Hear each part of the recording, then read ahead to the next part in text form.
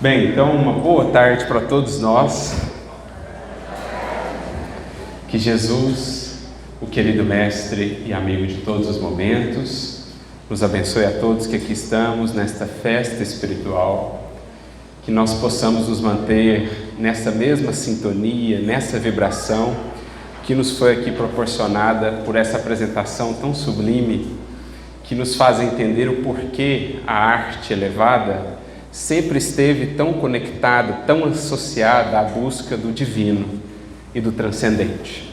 A arte, como diz André Luiz, é o belo que gera o bem, que produz o ser humano bom. Essa arte que nos faz buscar novos planos, que nos abre a sensibilidade, ela é mesmo divina em sua função. Então, que ela se expanda, que ela se espalhe, que temos cada vez mais no mundo artífices da arte elevada a essas finalidades. Então, a gente agradece pela apresentação que nos antecedeu e esperamos poder manter essa vibração, já que a proposta é refletirmos sobre o Evangelho de Jesus, que não foi senão o mais belo, mais sublime dos poemas, a mais encantadora das epopeias que já foram declamadas, que já foram contadas nesta nossa terra. Então, que Ele abençoe as nossas reflexões, que o nosso coração esteja aberto e receptivo para recolher as inspirações que nos chegam do alto na sequência de todo esse processo que vocês vêm vivendo ao longo do evento, desde ontem, hoje pela manhã, aquilo que nos antecedeu, que a gente possa seguir nessa mesma vibração. Eu não poderia também não me recordar aqui de agradecer pelo convite que nos foi feito, pela oportunidade de estarmos mais uma vez aqui em Barretos, mais uma vez participando de uma Conresp. É uma honra para nós. E o tema que nos coube, dentro dessa sequência de passos que foram propostos um dia ao grande apóstolo, cujo legado ainda hoje reverenciamos, cujo legado nos toca, nos inspira, nos fascina, porque nos fala dessa força transformadora do Evangelho, porque nos fala das possibilidades de recomeço, de reconstrução de uma vida, de um destino, à luz da mensagem de Jesus. Nós vamos buscar aqui seguir nessa imersão a que todos os participantes do evento têm sido convidados, essa imersão na jornada do apóstolo Paulo, a partir daquelas diretrizes que foram dadas a ele por Abigail, por Estevão, mas que no fundo certamente vinham do coração de Jesus, não somente a ele, por óbvio, mas a todos nós, os discípulos de hoje, os discípulos de todos os tempos. Nós vamos buscar nos conectar com a jornada daquele coração, buscando sentir, acima de tudo, o que foram aquelas palavras no momento de indagações, no momento de dúvida, no momento de busca, depois daquela pergunta inicial que ele emite lá às portas de Damasco: Senhor, que queres que eu faça? Ele já havia vivido alguns bons anos de busca, de jornada, principalmente jornada interior. Já havia passado pelo deserto, havia passado por Jerusalém, encontrado com Pedro depois de todos aqueles acontecimentos, A última vez que havia visto Pedro não havia sido assim uma visita das melhores, mas agora ele chegava em outras condições, na condição de um coração que está buscando aprender com a voz da experiência, com aquele que largamente havia convivido com Jesus, e Pedro então o orienta que buscasse novamente a sua terra natal, a figura do seu pai. E é aquele reencontro com o Pai que lhe traz uma tristeza tão profunda ao coração quando percebe que o Pai ainda não estaria preparado a compreender o seu novo ideal, a sua nova proposta. E, seguindo os ditames do Evangelho, ele percebe que teria que renunciar à alegria de poder contar com o apoio do Pai naquele momento. Mas o seu coração fica muito abalado, embora fosse conhecido pela resolução, pela firmeza daquele caráter, e ele sente-se baqueado. E então, caminhando ali nos arredores de sua cidade natal, na região do Monte Tauro, ele sente aquele sono, aquele torpor tomando conta do seu corpo, da sua mente, e então parte para o mundo espiritual num processo de desdobramento, quando tem aquele encontro então que marcaria definitivamente não só a vida do apóstolo Paulo, porque seria dali por diante um norte para toda a sua atuação posterior. Ele teria ainda muitos anos de tarefa, mais de 20 anos ainda pela frente de tarefa, e aquelas palavrinhas, aquelas orientações seriam sempre balizas muito importantes para a sua caminhada. E claro, eram ainda mais especiais porque oriundas daqueles corações. Ele teve a grata alegria de poder ver novamente a noiva amada, Abigail, e ver aquele que havia sido a sua primeira vítima, mas que agora ele via como sendo um benfeitor. Podia ele agora ter certeza do perdão de Estevão a seu respeito, o que lhe daria imensa força para seguir adiante. Então, vocês já meditaram muito sobre as 3 diretivas iniciais: o ama, o trabalha, o espera. Coube-nos refletir sobre o fecho, o perdoa. Talvez até porque o perdão seja uma das virtudes mais desafiadoras. Vem ela como sendo esse fecho, essa culminância das orientações que foram ali transmitidas a Paulo, mas no fundo a todos nós, na condição de discípulos do Evangelho. E o primeiro ponto que nos chama a atenção nessas orientações de Abigail é a maneira pela qual ela as apresenta. Quem lê esse trecho do livro Paulo e Estevão vai perceber que cada palavra dessa é no fundo uma resposta a indagações mentais do apóstolo. Diante daquela visão, ele começa a pensar no trabalho, nos desafios, nos caminhos, quais seriam, e começa a elucubrar em sua mente algumas perguntas, estabelecer ali algumas indagações. E é então que ela responde sucintamente àquelas indagações com essas palavras. Mas o que nos chama a atenção é a própria conjugação do verbo, porque ela diz: ama, trabalha, espera, perdoa, no imperativo. Ela não diz: é necessário amar, é necessário esperar, é necessário trabalhar. Ela diz de maneira mais direta, como que também a transmitir uma mensagem implícita, ela diz no imperativo. E isso é muito importante, porque à medida que vamos estudando o Evangelho, nós vamos percebendo que o próprio Mestre também muitas vezes se serviu dessa abordagem, utilizando-se dos verbos no imperativo em momentos especiais no Evangelho, quando ele queria deixar mais claro, mais evidente, que tínhamos ali uma lei, ou antes, um imperativo da vida. Um imperativo da vida a ser descoberto pelo Espírito que amadurece. O Espírito, à medida que vai ganhando consciência, à medida que vai despertando para os seus deveres, para a sua condição de filho do Criador, submetido a leis perfeitas, indefectíveis, que nos regem os destinos, ele vai percebendo que a vida é marcada por uma série de imperativos, para os quais antes talvez não estava tão desperto. Então, por exemplo, um imperativo conhecido no Evangelho: sede perfeitos. Sede, imperativo. Jesus quer dizer que qualquer espírito que tenha aprofundado a experiência de conhecimento de si mesmo e da lei divina, vai percebendo que é o imperativo seu, da sua própria consciência, buscar sempre se melhorar, estar se melhorando, qualificar-se para ser o melhor instrumento nas mãos do Criador, para ser mais útil na criação divina. Ele deixa de ver o aperfeiçoamento como uma força que vem de fora, impelindo-o a fazer isso. Eu preciso me aperfeiçoar, me tornar melhor porque o meu chefe me pediu. Eu preciso me aperfeiçoar, estudar mais para conseguir um emprego,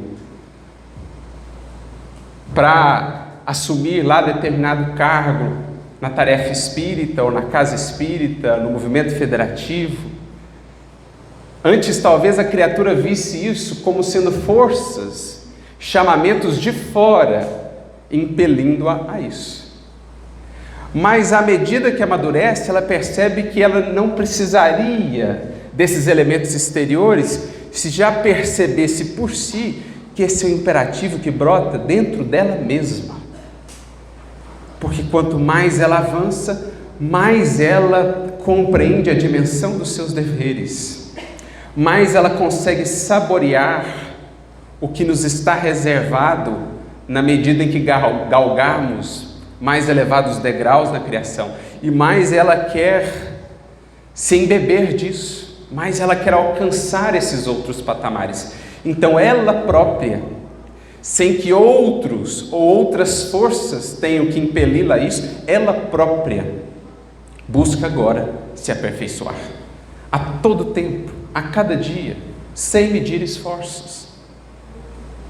Ela deixa de precisar tanto dos aguilhões exteriores da vida para mover-se agora mais por si, como espírito consciente que anseia por progredir, por comungar com Deus, por libertar-se das algemas, das amarras, das aflições desnecessárias que ela ainda cultiva no estágio em que ainda está.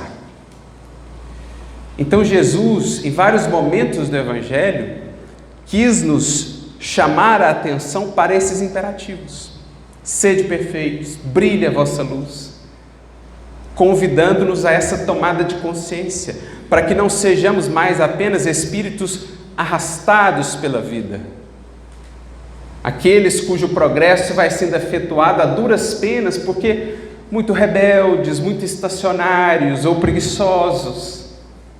O progresso é sempre mais lento, é sempre mais doloroso quando nós não estamos em movimento, quando nós não estamos dispostos. Mas ao espírito consciente, os passos, o avanço é mais rápido. É o que nós vemos no Livro dos Espíritos, ali das questões 117 em diante, quando Kardec e os espíritos vão tratar da progressão dos espíritos. Tem uma expressão que os espíritos se utilizam na questão 125, que eu acho muito interessante. Vez por outra eu rememoro ela, porque eu acho que eles foram muito felizes na imagem que eles transmitiram. Kardec está falando ali daqueles espíritos, às vezes, que são muito rebeldes, que escolhem muito os caminhos do mal, se eles chegarão à mesma finalidade, ao mesmo fim que os outros, que fazem melhores escolhas. E os espíritos dizem que sim, que todos chegarão ao mesmo fim, independentemente do quanto percorreram os atalhos dolorosos, as sendas ásperas das paixões e dos vícios. Mas que para estes, cujas escolhas são mais infelizes ou menos felizes, para estes as eternidades serão mais longas. Eternidades mais longas. Ao espírito que não se ajuda. Agora, ao espírito que despertou para ajudar a si próprio, ajuda-te que o céu te ajudará. O processo é menos moroso. Ele cria muito menos aflições que não seriam necessárias, tormentos voluntários. Nós não temos isso lá em Evangelho segundo o Espiritismo. Esse é o espírito consciente. Então ele não é simplesmente arrastado pela vida, pelos aguilhões da vida, porque ele já busca fazer o movimento por si. É o que Paulo vai tratar em uma de suas cartas, primeira carta de Paulo aos Coríntios, capítulo 15, quando ele fala do primeiro Adão, que seria um símbolo, uma representação do ser humano ainda muito materializado, muito rebelde. Ele diz que o primeiro Adão é a alma vivente, mas o último Adão, que é um símbolo de Jesus, o modelo acabado, a obra concluída, digamos assim, o último Adão, diz ele, é espírito vivificante. Então, a alma vivente é aquela alma que vai vivendo, vai sendo arrastada pela vida. Agora, espírito vivificante é o espírito que cria a vida, que molda a vida, que já está consciente, desperto para esses imperativos da vida.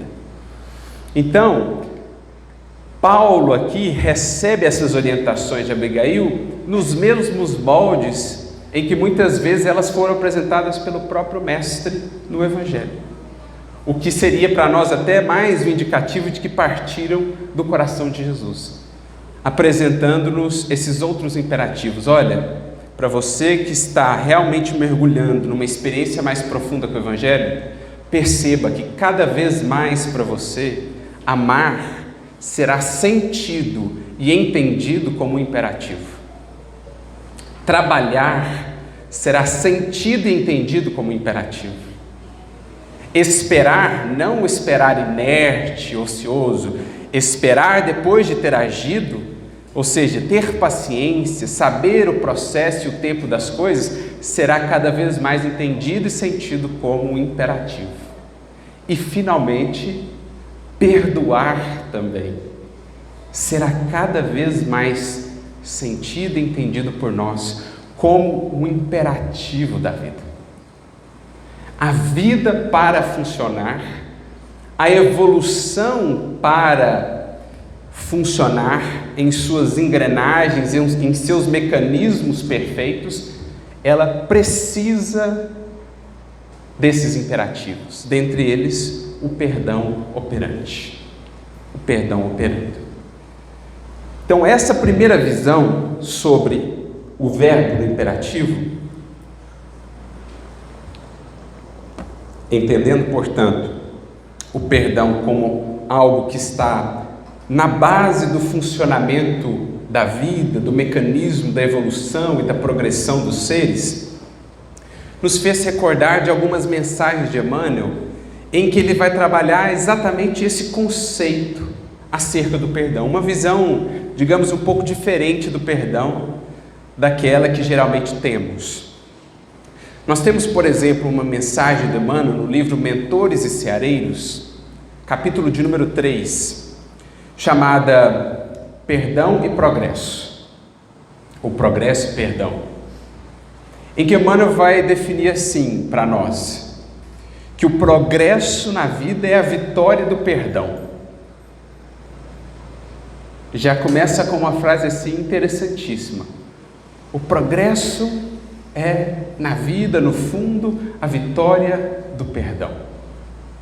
E aí, para ilustrar, para nos auxiliar a compreender o que ele quer dizer, ele vai trazer um exemplo, dentre tantos que ele traz de maneira similar, para ilustrar o Evangelho, recorrendo à natureza, recorrendo a elementos básicos assim do nosso cotidiano, para os quais ele nos desperta aí a atenção e nos convida a uma reflexão. Ele vai dizer assim: pensemos numa casa. É claro que aqui ele está tratando de elementos inanimados, que não têm vontade, consciência como nós, mas são figuras, são como que modelos incipientes do perdão que deverá vigorar enquanto força ativa para nós, criaturas conscientes. Ele diz assim: pensemos numa casa, para que a casa, a edificação, permaneça de pé, seja funcional em seu propósito. Primeiro, ela começa com o perdão da pedra lá embaixo, que suporta toda a pressão do edifício e da fundação. Não fosse o perdão da pedra lá embaixo, que dá toda a sustentação aos alicerces da edificação, nós não teríamos nenhuma edificação em nossa terra. Então, para que obras como essa pudessem surgir, a gente pudesse melhor se abrigar das intempéries, do tempo, etc., começa isso lá na base com o perdão da pedra que serve de alicerce, e que está lá oculta, esquecida, não vista. Assim como a raiz, que nutre toda a árvore, mas nunca recebe os louros. Geralmente são as flores e os frutos que recebem os louros. São visíveis, são belos, são aplaudidos, né? Por eles se agradece, mas raras vezes se pensa na raiz. Mas ela perdoa, ela releva e mantém-se lá dando sustentação a todas as árvores. Todas as árvores terão as suas raízes ocultas. Então ele já traz esse primeiro exemplo bonito, para que tenhamos o progresso das construções que temos hoje no mundo, construções assim antes jamais imaginadas. Nós temos edifícios hoje que se aproximam de 1 quilômetro de altura. Imagina o peso lá embaixo. E há o perdão nessa base. Da mesma forma, não fosse o perdão da argila a todo o processo de manipulação do oleiro, que amolda, que espreme, que aperta, e também ao forno, que depois a dá firmeza, nós não teríamos o tijolo, que permite a construção das paredes de cada casa. Então, para que tenhamos uma casa, um prédio, temos, além do perdão das pedras da fundação, também da argila, que permitiu-se ser espremida, aquecida a temperaturas altíssimas, a fim de consolidar-se como esse elemento de sustentação e de proteção do nosso lar. Assim também o mineral, que vai ser submetido ao forno para vir a dar origem ao cimento, que será a matéria-prima da argamassa, que dará então esse equilíbrio, que propiciará essa firmeza, essa sustentação entre cada tijolo, para que tenhamos a solidez das paredes, a solidez do edifício. Também esse minério tolerou, perdoou esse processo que foi submetido para dar espaço ao progresso, à utilidade no mundo. E assim também a madeira, que porventura será utilizada no telhado, perdoou o fato de ser tirada lá do recanto onde nasceu, de ter sido submetida ao serrote, de ter sido trabalhada, talhada, para vir agora cumprir a sua função e servir, fazendo parte do telhado. Então, a partir desses exemplos singelos, Emmanuel já nos convida a pensar como que o progresso, tanto materialmente falando, mas sobretudo espiritualmente falando no mundo, é o resultado ou é nutrido, alimentado pela força do perdão, pelos elementos que souberam perdoar, que souberam relevar, que esqueceram o mal e a dor para se colocarem a serviço da utilidade, a serviço do bem, a serviço do progresso. Se analisarmos a história da humanidade, quantos e quantos corações, homens e mulheres em todos os tempos, não enfrentaram perseguições, calúnias, difamações, incompreensões, enfim, toda a natureza de provas e de dificuldades, visando o benefício da coletividade, visando o progresso da humanidade. É sobre esses esforços que mais tarde geralmente se reconhece, Nos seus tempos geralmente não foram conhecidos ou reconhecidos, mas depois a eles erigimos pedestais, seus nomes estão nos livros, mas quando estavam atuando, geralmente não contaram com isso. No entanto, perdoaram. Não desistiram da humanidade assim. Por conta disso, permaneceram em seus ideais. E aí o progresso se fez. Seja no âmbito da religião, os que renovaram o pensamento no âmbito da religião, ou da filosofia, ou da ciência, da educação, das construções, da indústria, enfim. Todos aqueles que estiveram à frente do progresso em seus tempos, que trouxeram importantes contribuições, tiveram muitas vezes em suas vidas de se utilizar desse recurso, perdoar, esquecer o mal, esquecer os obstáculos, esquecer aquilo que estava entre eles e o objetivo para focarem no bem, para darem vazão à vida, para permitirem que a vida possa fluir. Porque no fundo das contas, no fim das contas, melhor dizendo, perdão é isso. É sobre deixar a vida fluir. É sobre não se deter no mal que nos foi feito, no mal que nos cercou, no mal que foi criado, para nos focarmos no bem que pode nascer, que pode se expandir. Em síntese, perdão é sobre isso. É não lançar uma âncora. Pelo contrário, é recolhê-la para seguirmos arpando em direção a novos horizontes. Porque quantas vezes assim não procedemos? Ante o mal que nos visita, ali descemos a âncora. E queremos seguir navegando assim, sem olhar para aquilo, sem deixar aquilo para trás. Mas o barco com a âncora lançada pode no máximo ali ficar andando em círculos em torno de onde a âncora está fixada lá no fundo. Se não se dispor a recolhê-la, isso será perdoar, não será capaz de singrar novos mares, de realmente caminhar livre, liberto para novos horizontes, em busca do progresso. Por isso que Emmanuel assim define perdão ou progresso como sendo a vitória do perdão. Mas ele também vai nos trazer uma outra perspectiva sobre a natureza, para percebermos que, sendo o perdão o imperativo da vida, como nos ensinou Abigail, como nos ensina o próprio Mestre Jesus, perdoa, sendo ele parte da própria lei divina, ele está presente em todo o recanto da criação, para onde os nossos olhos apontem, se tivermos olhos de ver. A natureza, portanto, será um hino ao perdão.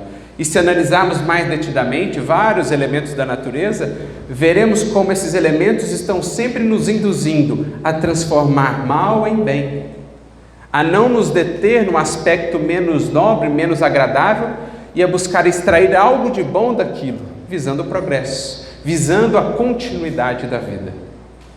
Então, no livro Escultores de Almas, capítulo 20, Emmanuel tem uma outra mensagem chamada Perdoar, em que ele vai trazer uma ideia, ou vai nos convidar a uma reflexão mais ou menos nesses mesmos termos. Agora, chamando-nos a analisar a natureza, para a gente ver quantos exemplos de perdão todos os dias a natureza nos dá, entre as próprias forças e elementos que ali interagem. Então, por exemplo, a árvore que perdoa a ventania, a tempestade que às vezes lhe arranca alguns galhos, algumas folhas, e que logo floresce de novo, dando continuidade à vida. Ou a própria fonte que acolhe a pedra que lhe é lançada e segue levando o seu cântico, a sua capacidade de gerar vida e renovação por onde passa, sem se deter. Por mais pedras atiremos a um regato, ele mantém-se da mesma maneira, fluindo, vida fora, com o seu cântico de alegria e de serviço.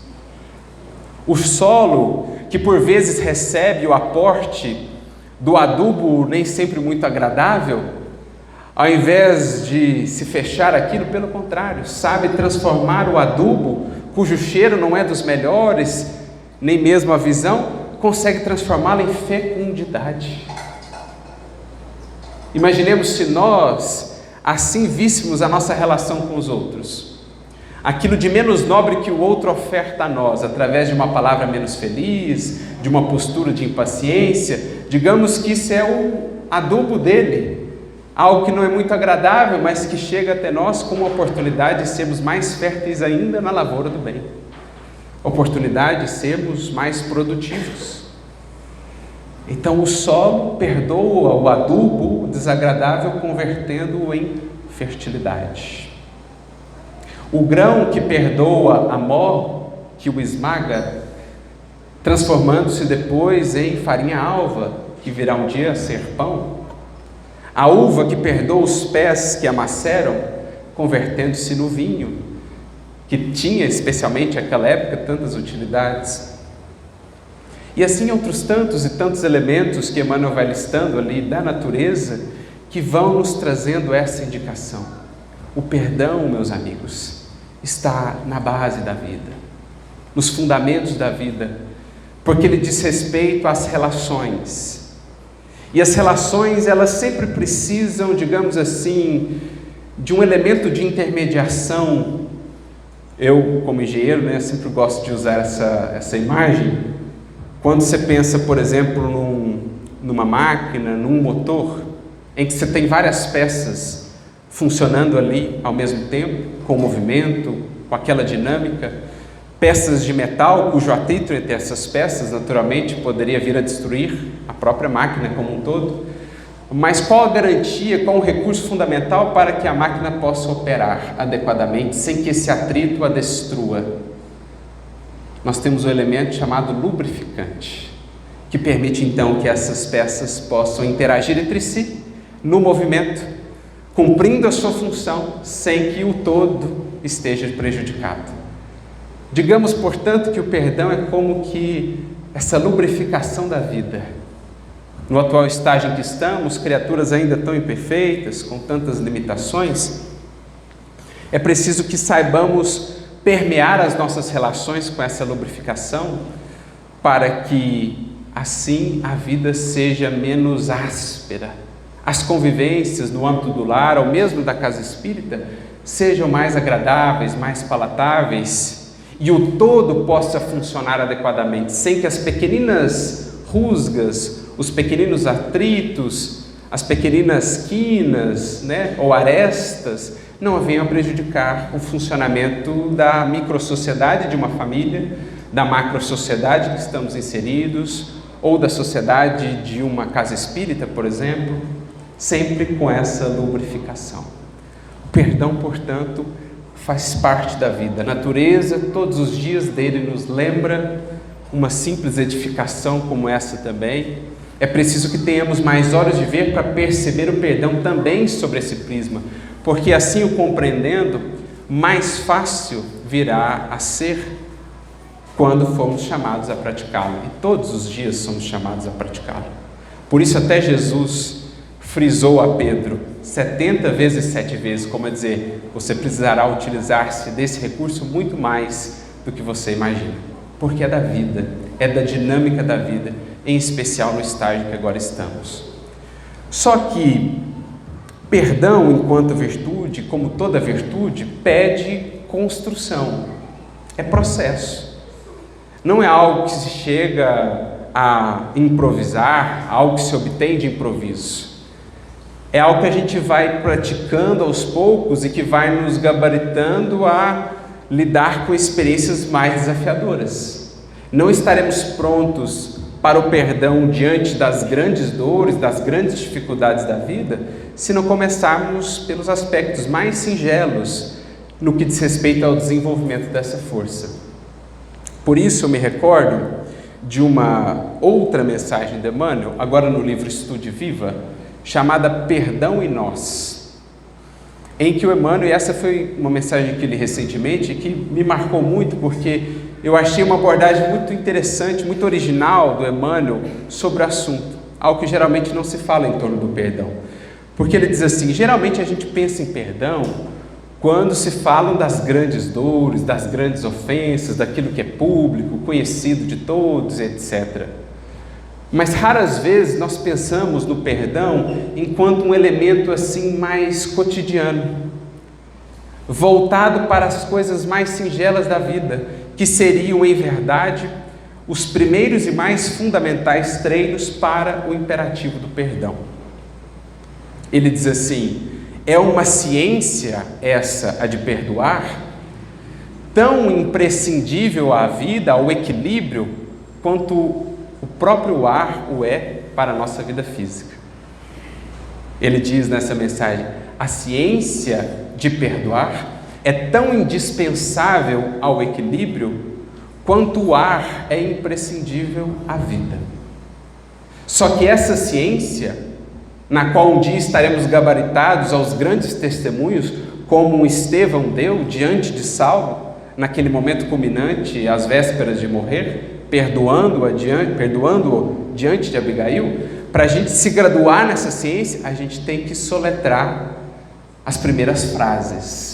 Ninguém chega a ser doutor em um determinado assunto, ou um sábio conhecedor de uma determinada área, sem primeiro passar pelo beabá, pelos conceitos fundamentais, pelos primeiros exercícios, pelas provas mais básicas.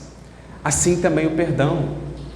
Não dá para a gente pensar que vamos improvisar perdão diante de uma grande ofensa que vai surgir de inopino. A gente tem que começar a entender que nós todos, vivendo na Terra, em família, em sociedade, estamos todos os dias sujeitos ao curso de perdão, dentro dessa ciência do perdão, começando pelas lições mais elementares. E aí que o Emmanuel, nessa mensagem, vai listar algumas dessas ocasiões, que ele vai chamar de diminutos pesares, em que nós somos convidados a treinar o perdão, preparando-nos um dia para os grandes testemunhos. Vejamos a listinha aqui dos diminutos pesares que ele nos traz. Por exemplo, a observação maliciosa, a referência pejorativa, o apelo sem resposta, a gentileza recusada, o benefício esquecido, o gesto áspero, a voz agressiva, a palavra impensada, e ele vai seguindo numa longa sequência de coisas que são muito presentes no dia a dia. Você prestou um benefício, a pessoa esqueceu, não agradeceu, ou porque estava desatento, ou porque realmente ainda está muito dentro da ingratidão. Já é um pequeno treino de perdão ali. Não é aquela ofensa das ofensas, mas é um chamado a não se fixar no mal, a não lançar uma âncora ali, se prendendo aquilo. Pelo contrário, recolher âncora, içar velas e seguir adiante, vida fora. Então, a pequena ou a diária escola do perdão, nas coisas pequeninas, para que, diz ele mais adiante, o perdão não seja em nossa vida como que um traje de gala, destinado só a cerimônias, aos dias de grandes dores morais. O perdão não é um traje de gala, só para dias assim muito marcantes, sabe?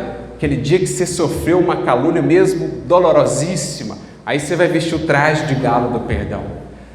E para conseguir vestir esse traje de gala de um perdão mais habilitado, você teve que vestir ali a túnica do perdão todos os dias, na convivência no lar, sendo mais gentil, mais paciente, mais compreensivo, para que o perdão não seja assim uma visita ilustre de vez em quando em nossa vida. Não dá para pensar nesses termos. Não foi por isso que Jesus disse 70 vezes 7. Ele queria justamente dizer, olha, perdão vai ter que estar presente por hora com vocês ainda com muita frequência. Nem sempre esse grande perdão, mas os pequenos perdões de cada dia, aí sim a grande escola do Evangelho. Então, em termos de indulgência, é o que Emmanuel está dizendo ao final aqui dessa mensagem: não nos iludamos, não pensemos em improvisar perdão somente nesses dias, saibamos vivê-lo com essa consciência dos pequenos gestos de perdão que no somatório serão depois o coração mais habilitado, mais preparado ao perdão diante de situações mais desafiadoras. Porque no fundo também a nossa capacidade de perdoar estará muito associada a essa trajetória de educação de nós mesmos, que está intimamente ligada a uma jornada, a uma trajetória de conhecimento de nós mesmos. Só se habilita a perdoar efetivamente, libertando-se de todo mal, não prendendo-se para seguir avançando, aquele que muito tem se conhecido, aquele que tem atentado para os fatos e para as ocasiões em que é chamado a educar-se perdoando, convidando o outro também a se educar. Perdão é, portanto, um fruto, um resultado de uma jornada do Espírito, submetendo-se a essa autoeducação diária por meio das pequeninas lições que cada dia nos oferta. Por isso até que o perdão vem na sequência de Abigail ao final, porque ele é como que um resultado, um somatório dos 3 ingredientes ou elementos que o antecederam. Não há perdoa sem ama, trabalha e espera. Não há perdão sem amor, porque o coração que ainda não se sensibilizou pelo amor, que não foi sensibilizado pelo amor, que ainda não percebeu que há um amor maior do que nós, que muito nos tem amado, mesmo que ainda não tenhamos feito tanto por merecer, um coração que ainda não percebeu que há um amor que nos ama, quando ainda não temos tanto mérito para sermos objeto desse amor, um coração que ainda não foi tocado e sensibilizado por isso, tampouco terá sensibilidade, ante as fragilidades e as imperfeições do outro. Perdoar tem na base ou na própria etimologia da palavra doação. Como existir doação onde não há amor? Se a própria essência do amor é uma essência de doação, é uma essência doadora. Portanto, perdão tem dentro de si amor, tem um coração sensibilizado pelo amor dos amores, tem um coração que sentiu-se amado apesar das suas tantas fragilidades e que por isso passa também a compreender as fragilidades do outro. Como também não há perdão sem trabalho, porque o trabalho, gente, na vida, na criação, é o que nos ensina sobre o valor das coisas, sobre o quanto custa a evolução, o quanto custa progredir. Quem está trabalhando em si, por si, pela sua evolução, é que tem consciência do quão desafiador é construir virtude. Só quando você tem uma medida mais clara do quanto você está trabalhando, suando para construir as suas virtudes, é que você vai entender também a dificuldade do outro de construir as dele. Enquanto eu não estiver labutando aqui para construir o perdão em mim, para construir paciência em mim, eu não vou compreender em nada a falta de paciência do outro. Mas depois que eu estou na luta ali, entranhada, anos a fio para me tornar mais paciente, a impaciência do outro eu consigo compreender bem melhor. Porque o trabalho me ensinou isso. O trabalho me ensinou o que evolução custa. O que tem valor na vida, o que permanece para sempre, custa ao espírito. E isso nos traz senso de compreensão em relação ao outro. Poxa, eu sei quando está lutando aqui, quando está difícil, como é que eu vou cobrar tanto do outro? Como também não há perdão sem espera. Porque espera é experiência. Só quem trabalha e espera o tempo das coisas, o tempo de Deus, o tempo da vida, o tempo dos processos da natureza, só essa criatura é que vai adquirindo experiência na vida, que vai entendendo que cada coisa, assim como cada ser, tem um tempo, e que não dá para esperar as coisas antes do tempo, como não dá para esperar a laranja antes da época, não dá para esperar daquela criatura um fruto para o qual ela ainda não está devidamente preparada. Isso só entende melhor, sente quem tem aprendido a esperar. Porque é esperando pelos frutos em nós mesmos, que às vezes tardam, é que a gente vai aprendendo também a esperá-los nos outros. Fala, eu estou esperando tanto em mim e ainda está assim um frutinho bem mirrado, como é que eu vou esperar o fruto cheio, dadivoso, saboroso no outro? A espera também é elemento, ingrediente fundamental para a gente chegar ao perdão.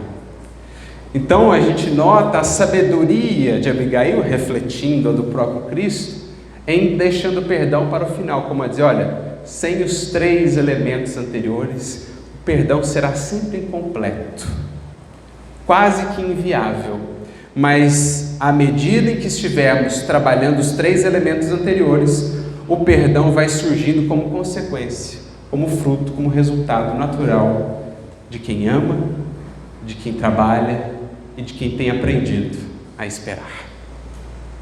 Na escola dos pequenos perdões diários, vamos nos gabaritando para os grandes perdões a que seremos chamados. E isso me fez lembrar de uma historinha contada pelo Chico. Isso está registrado num livro de entrevistas, um livro que foi organizado pelo Elias Barbosa, grande amigo do Chico, lá de Uberaba, foi produzido pelo ID de Araras. O livro chama-se Entrevistas, e no capítulo 4 nós temos uma entrevista que foi realizada pelo Elias Barbosa e pelo Salvador Gentili ao Chico na década de 70, lá em Uberaba, quando eles iam lançar o Anuário Espírita na versão castelhana.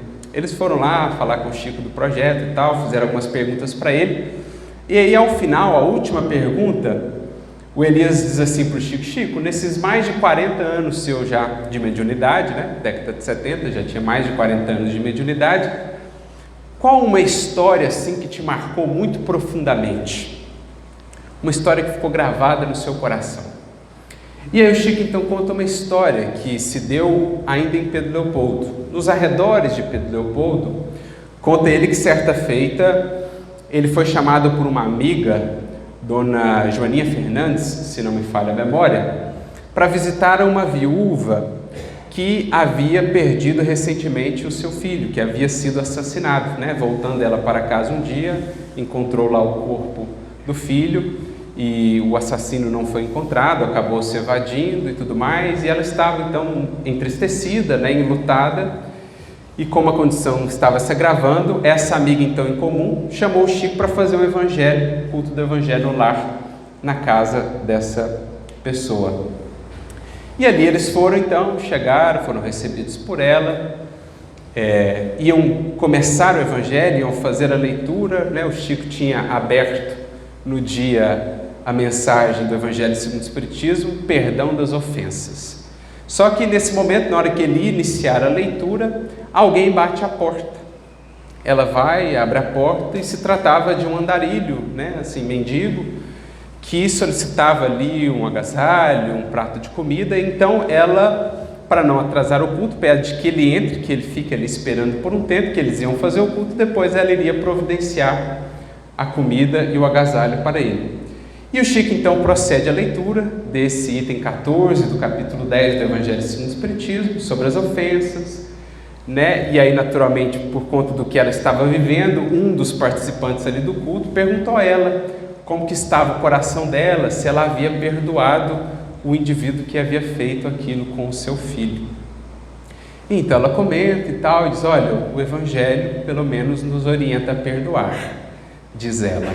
E aí o nome do filho havia sido mencionado ali muitas vezes, e aí de repente, né, inesperadamente, o indivíduo que estava ali sentado levanta-se assim e pergunta: mas você é a mãe do morto?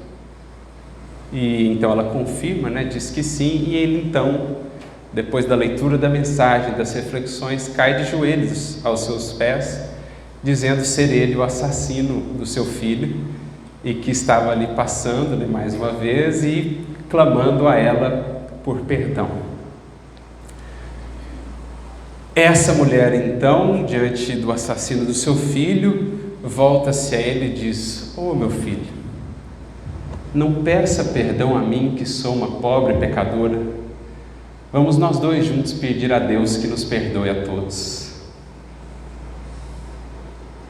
E aí depois ela prepara o alimento para ele, dá-lhe um agasalho, e ele sai dali direto para buscar a justiça terrena, para se entregar à justiça. O Chico diz que parte com a Dona Joaninha, e no outro dia eles voltam à casa daquela mulher, e ela diz que naquela noite havia sonhado com o filho, que o próprio filho havia trazido de volta em espírito aquele indivíduo ali para o lar, para que ele pudesse receber aquele perdão da mãe e assim retificar os seus caminhos. E o Chico diz então que essa história nunca mais saiu de sua cabeça, de sua memória. O que mais me chamou a atenção nessa passagem foi naturalmente a postura da mãe, mas especialmente o que ela disse, a posição em que ela se colocou, porque o indivíduo que havia se equivocado pede perdão a ela, mas ela não se coloca, ou ela não se mantém na posição de quem pode doar o perdão. Ela se coloca ou prefere se ver na condição de alguém que também precisa de perdão. Isso faria tanta diferença em nossa visão e em nossa relação para com o perdão.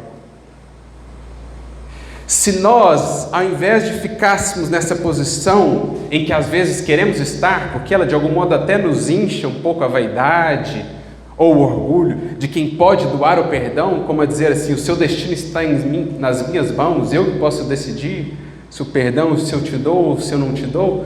Ao invés disso, ela não quer ficar nessa posição. Ela diz: não peça perdão a mim, que sou também uma pobre pecadora. Voltemos nós dois a Deus e peçamos nós dois perdão a Deus. Gente, essa é uma chave importantíssima que o Evangelho nos trouxe para mudar a nossa relação com o perdão.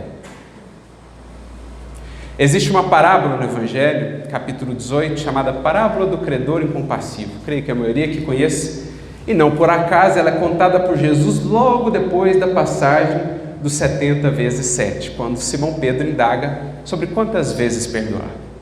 E resumidamente, como é que é a história da parábola?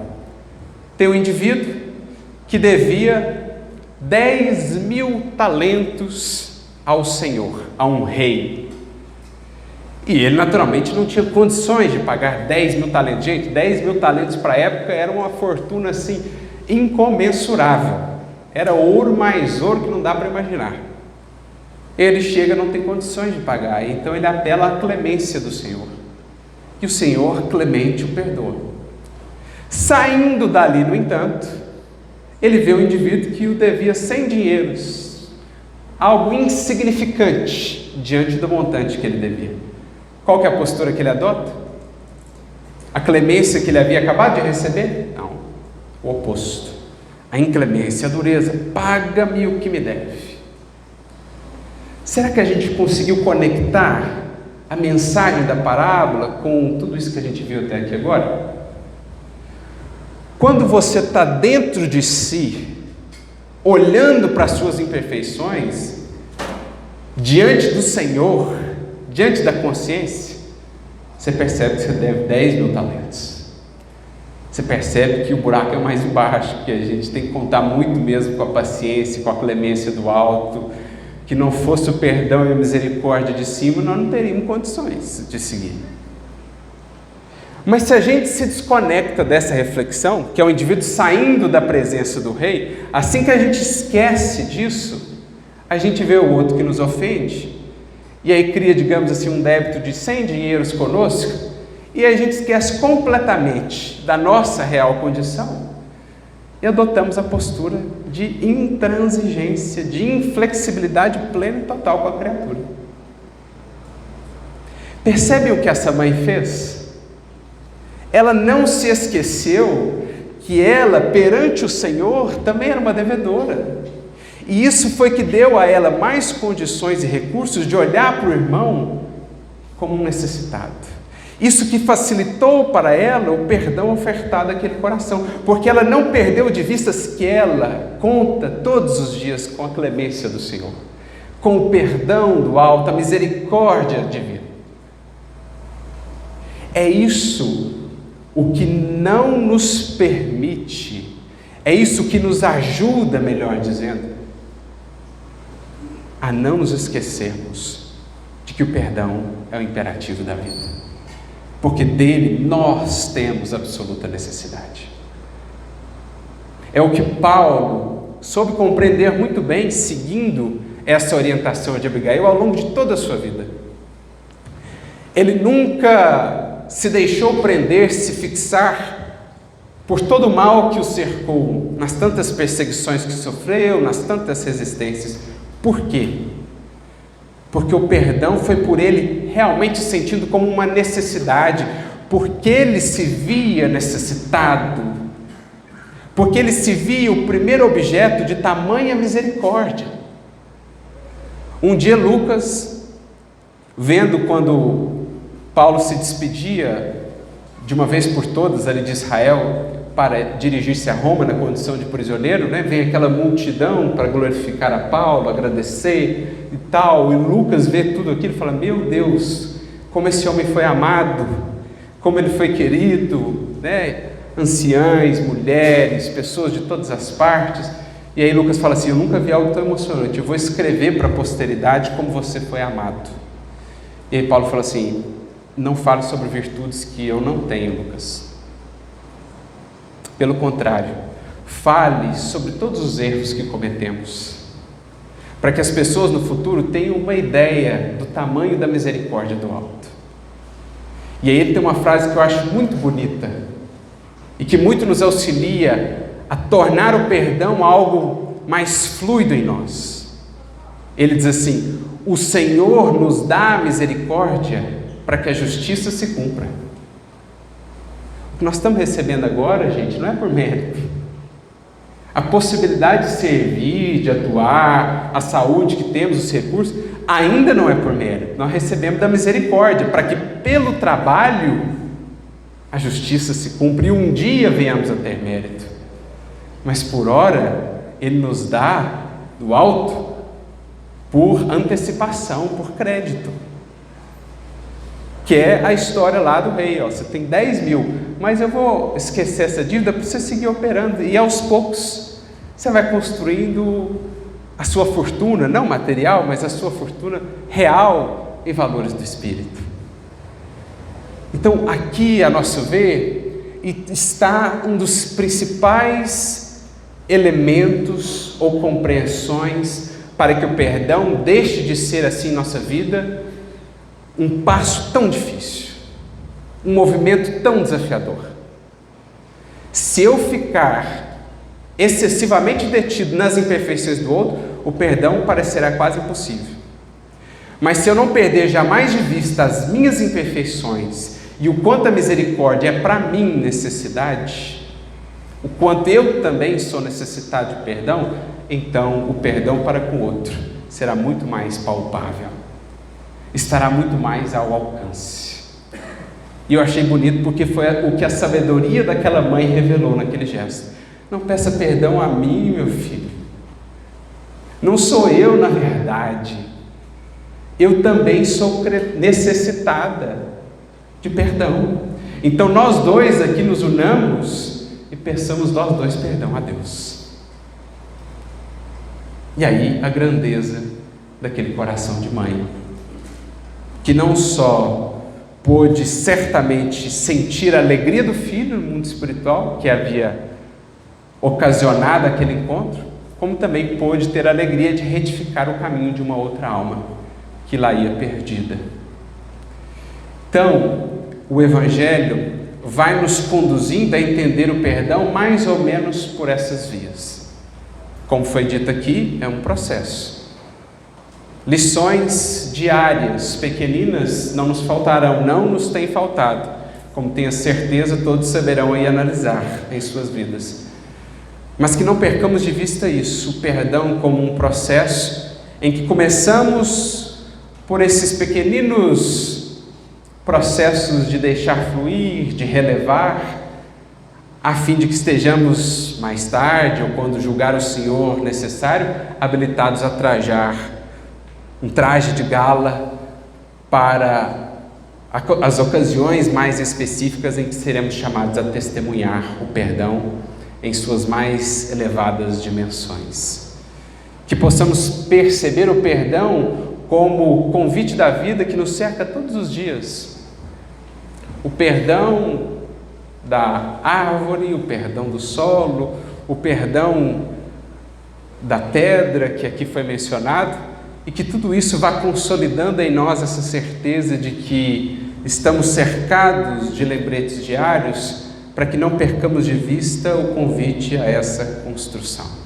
E que, acima de tudo, diante daqueles que julgamos serem nossos devedores, diante daqueles perante os quais nos consideramos credores, que não nos esqueçamos daquele que, em maior escala, é credor de todos nós e que ainda tem contado tão pouco com a nossa devida compreensão e gratidão, pela sua paciência incomensurável e pela sua misericórdia infinita que nos tem alcançado os passos.